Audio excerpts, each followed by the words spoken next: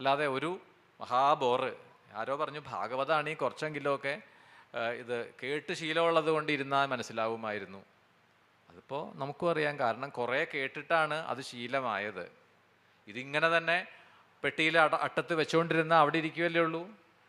അത് കുറച്ച് ശീലമാക്കാൻ വേണ്ടിയിട്ടാണല്ലോ നമ്മൾ ആദ്യം കുറച്ച് കുറച്ച് കേട്ട് കേട്ട് കേട്ട് പതുക്കെ അല്ലേ. അതോ ഇനി സുബ്രഹ്മണ്യൻ്റെ കഥ വേണ്ട, നമുക്ക് ബാക്കി മറ്റേ കഥ മാത്രം, അങ്ങനെ ഉണ്ടോ? ഇത് കുറച്ച് കേട്ട് കഴിയുമ്പോഴല്ലേ ഇത് നല്ലതാണോ ഹൃദ്യമാണോ, ഇത് കേട്ടാൽ മനസ്സിലാവുമോ എന്നൊക്കെ ബോധ്യമാവുള്ളൂ. അപ്പം നമുക്കിത് രസകരമായിട്ട് തോന്നുന്നില്ല എങ്കിൽ, രസിക്കാൻ പറ്റുന്നില്ല എങ്കിൽ വെറുതെ സമയം കളയരുത്. അപ്പം ഈ കാലം തന്നെ പറഞ്ഞു ഭൂതഭാവി വർത്തമാന കാലങ്ങൾ, അതും ത്രിത്വമാണ്.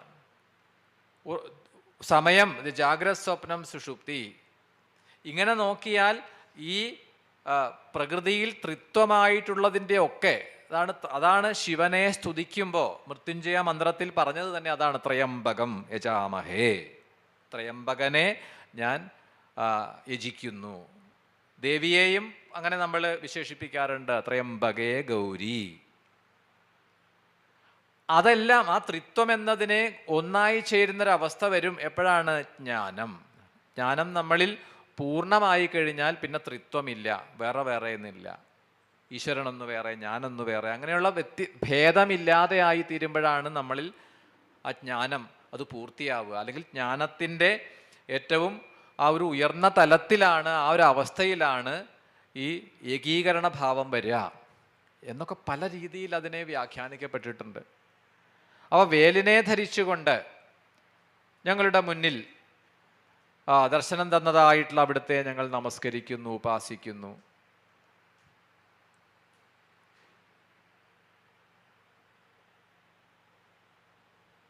ഏതൊരു ഈശ്വരനെ അറിഞ്ഞാലാണോ മുക്തി ലഭിക്കുക, അല്ലെങ്കിൽ ഏതൊരു ഈശ്വരനെ അറിയാതിരുന്നാൽ മുക്തി ഇല്ലയോ? ഏതൊരു ഭഗവാനെ അറിഞ്ഞില്ല എങ്കിൽ ദുഃഖം നശിക്കില്ലയോ? ആ ഭഗവാനെ ദർശിച്ച് ജഗന്നാഥനും പരാപരനുമായിട്ടുള്ള ആ സുബ്രഹ്മണ്യനെ ഞങ്ങൾ നമസ്കരിക്കുന്നു എന്നാണ്. പ്രണമ്യ ബഹുമാനേന ബ്രഹ്മാദ്യാദേവ പുങ്കവ പ്രാർത്ഥയാമാസു ഈശസ്യ പുത്രം മിത്രം സദാം പ്രഭും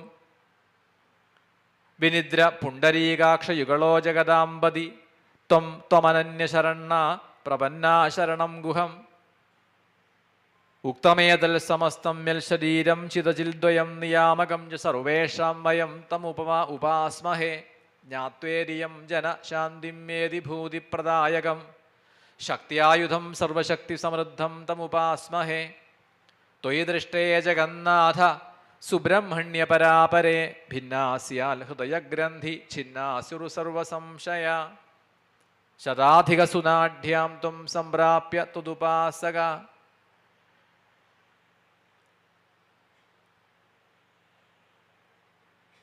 ഭഗവാനെ അവിടുത്തെ ആശ്രയിക്കുന്ന ഒരുവന്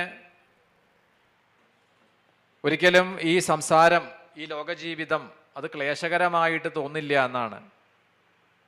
കാരണം ഈശ്വരൻ തന്നെയാണ്, അവിടുന്ന് തന്നെയാണ് സംസാര അബ്ധിതാരകൻ. ഇപ്പം നമ്മൾ ദേവിയെ ഭജിക്കുമ്പോൾ പറയും ഈ സംസാരത്തെ തരണം ചെയ്യിപ്പിക്കുന്നകളാണ് അവിടുന്ന് ജഗദംബിക, ഭവതാരിണിയാണ് അവിടുന്ന്. ഇപ്പോൾ ഇവിടെ ഈ സുബ്രഹ്മണ്യനോട് പ്രാർത്ഥിക്കുമ്പോൾ പറഞ്ഞു ഈ സംസാരത്തെ തരണം ചെയ്യിപ്പിക്കുന്നത് അവിടുന്ന് തന്നെയാണ്. അവിടുത്തേതല്ലാതെ ശരണ്യനായിട്ട്, ശരണാഗതി ചെയ്യാൻ യോഗ്യനായിട്ട് മറ്റാരും തന്നെ ഇല്ല. ആ ഭഗവാനെ ഞങ്ങൾ ആശ്രയിക്കുന്നു എന്നിങ്ങനെ സ്തുതിച്ചുകൊണ്ടാണ് അവര്. അപ്പോൾ അവരുടെ ആ ഒരു പ്രാർത്ഥന കേട്ട് ഈ ഒരു രൂപം വിശ്വരൂപം എന്നാണ്, വിരാട് രൂപത്തെയാണ്. അപ്പം അതിനെ ഉപസംഹരിച്ചാലും എന്ന് പ്രാർത്ഥിക്കുകയാണ്. കാരണം ഇത് കണ്ടു നിൽക്കാൻ അതിഭയാനകമാണ്, ഘോരമായ രൂപമാണ്. അതിനുള്ള സാമർഥ്യം ഞങ്ങൾക്കില്ല. അപ്പം നമുക്ക് അതിനുള്ള പാകത വന്നിട്ടില്ല എങ്കിൽ ഈ ദിവ്യരൂപങ്ങളൊന്നും നമുക്ക് ദർശിക്കാൻ കഴിയില്ല. ദേവീമാഹാത്മ്യത്തിൻ്റെ ഒടുവിൽ പറയുന്ന ദേവീമാഹാത്മ്യം അത് കേട്ടിട്ടുള്ളവർക്ക്, വായിച്ചു നോക്കിയിട്ടുള്ളവർക്ക് അറിയാം, സുമേധസ് എന്ന മഹർഷി സുരഥനും സമാധിക്ക് ഉപദേശം കൊടുക്കുകയാണ്. ഈ ഋഷിയിൽ നിന്ന് ഉപദേശം കേട്ടതായ ഈ സുരഥനും സമാധിയും ആ ഉപദേശത്തെ സ്വീകരിച്ചിട്ട് ദേവിയെ ഭജിക്കാൻ തുടങ്ങി. കുറേ കാലം ദേവി ഉപാസന ചെയ്തു, പക്ഷേ ഫലമൊന്നുമില്ല. ഇപ്പം നമുക്കൊരു ഉപാസന ചെയ്താൽ, ഒരു പ്രാർത്ഥന ചെയ്താൽ അതിന് ഫലം ഉണ്ടാവണ്ടേ? ഒരു രോഗം വന്നാൽ മരുന്ന് കഴിച്ചാൽ ഫലിക്കണ്ടേ? അല്ലെങ്കിൽ എന്ത് ചെയ്യും? നിർത്തും അല്ലേ? ഒരു സ്ഥലത്ത് പോയി ഒരാഴ്ച കഴിച്ചു, പ്രയോജനമൊന്നുമില്ല, അത് മാറ്റി വെച്ചു. പിന്നെ അപ്പോൾ ആരോ പറഞ്ഞു അവിടെ കേമാണ്, അങ്ങോട്ട് പോയി ഒരു 10 ദിവസം കഴിച്ചു, അതും പ്രയോജനമില്ല. അങ്ങനെയാണ് ഒരു അലമാരി മുഴുവനും ഇപ്പം നിരത്തിയിട്ടുണ്ട്, ചെന്ന് നോക്കിയാൽ മതി, എവിടെ ചെന്നാലും ഉണ്ടാവും. നുണ പറയണ്ട. 100ക്ക് 100 പേരുടെ അടുത്ത് ചെന്നാലും ഒരു അലമാരി മുഴുവനും മരുന്നുകളാണ്, പല പൊതികളാണ്. ആയുർവേദ പൊതി, ഹോമിയോ പൊതി, ഇംഗ്ലീഷ് പൊതി, യൂനാനി, സിദ്ധ, പലതും ഉണ്ട് എന്നാണ്. ഇതൊക്കെ കഴിഞ്ഞിട്ട് എന്തോ യോഗ ചെയ്താൽ കേമ എന്നും പറഞ്ഞു പോയി. ഇപ്പം എഴുന്നേക്കാനേ പറ്റില്ല, കാരണം നടു നിവരില്ല. ഇതെല്ലാം പരീക്ഷിച്ച് ഒടുവിൽ പരീക്ഷിക്കാൻ പോയതാണ്. അപ്പോൾ ഔഷധം കഴിച്ചാൽ പ്രയോജനം ഉണ്ടാവണം. പ്രയോജനം ഇല്ലെങ്കിൽ ആ പരിപാടി നമ്മൾ നിർത്തും. വെറുതെ ഇങ്ങനെ കഴിക്കുക മരുന്ന്, അത് പറ്റില്ല. അപ്പം നമുക്ക് ഒരു ഉപാസന ചെയ്താൽ അതിന് ഫലം ഉണ്ടാവണം. ഉണ്ടായില്ലെങ്കിലോ ചെയ്തിട്ട് കാര്യമില്ല. അതാണ് കുറേ കാലം ദേവീഭജനം ചെയ്തിട്ടും ഈ സുരഥനും സമാധിക്കും ദേവീ ദർശനം കിട്ടുന്നില്ല എന്ന് വന്നപ്പോൾ സങ്കടമായി.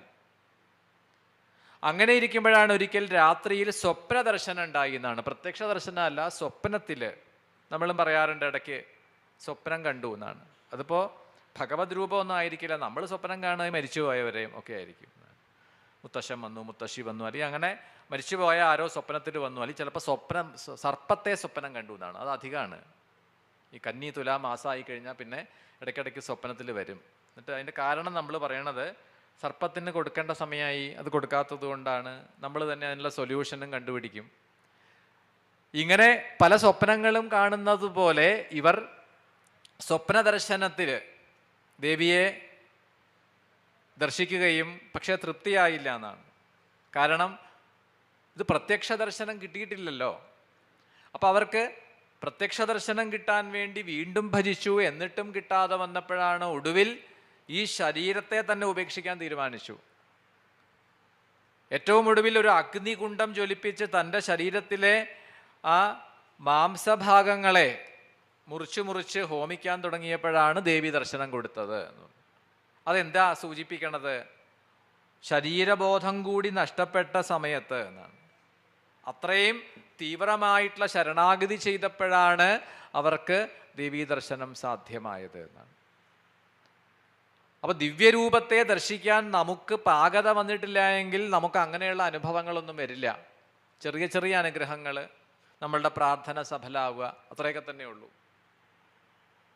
ഞങ്ങൾ കൃതാർത്ഥരായി എന്ന് പറഞ്ഞുകൊണ്ട് അവർ സ്തുതിക്കുന്നു.